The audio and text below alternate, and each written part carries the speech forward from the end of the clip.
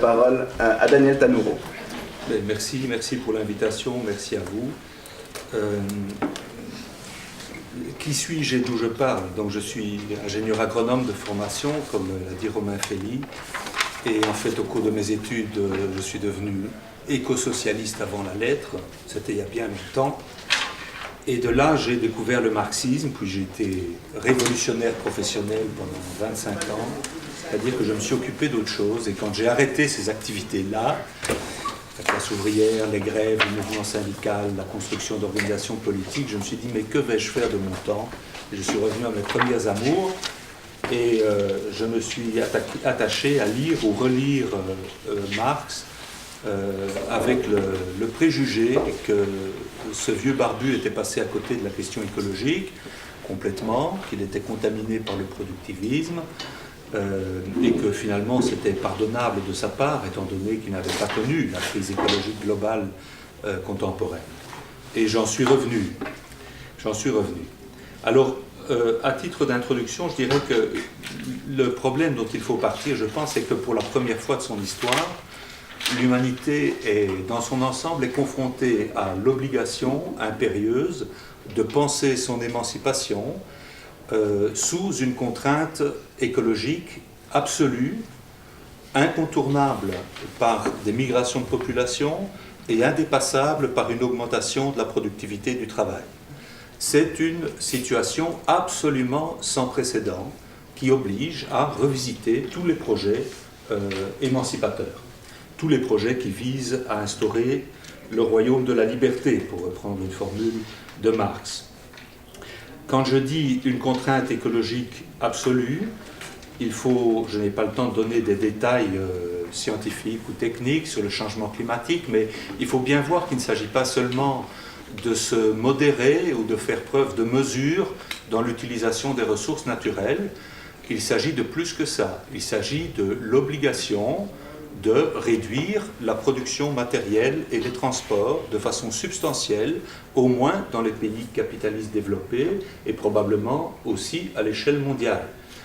Je n'emploie pas le terme décroissance, sans doute certains d'entre vous sont allergiques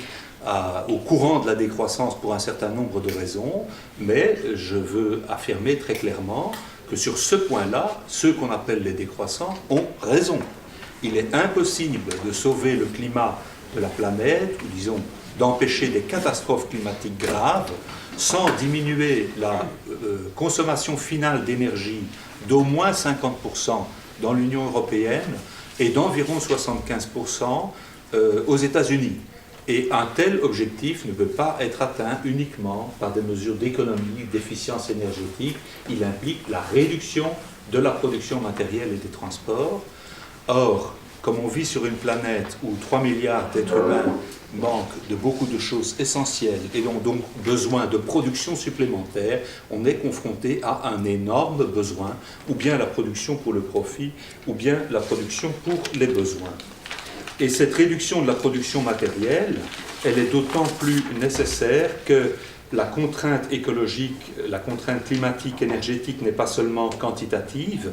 elle va de pair avec une contrainte qualitative, à savoir qu'il est indispensable de changer complètement de système énergétique. Il faut sortir complètement du système énergétique centralisé, gaspilleur, pauvre en main-d'œuvre, basé sur les fossiles et le nucléaire, pour passer vers un système énergétique basé exclusivement sur les énergies renouvelables, qui soit un système décentralisé, efficient du point de vue thermodynamique, riche en main-d'œuvre, et cette transition qui est la mutation technologique et sociétale la plus extraordinaire à laquelle l'humanité ait jamais dû faire face, doit être réalisée en 4 décennies au grand maximum. Alors, ça suffit à dire, à titre d'intro, que cet objectif-là, ce défi-là, le capitalisme, est totalement, structurellement, congénitalement incapable de le relever, parce que ce système basé sur la production généralisée de marchandises implique inévitablement que tout propriétaire de capitaux, sous les coups de fouet de la concurrence, est contraint obligé, sous peine de faillite, sous peine de disparition de son entreprise, est obligé en permanence de chercher à remplacer du travail vivant par du travail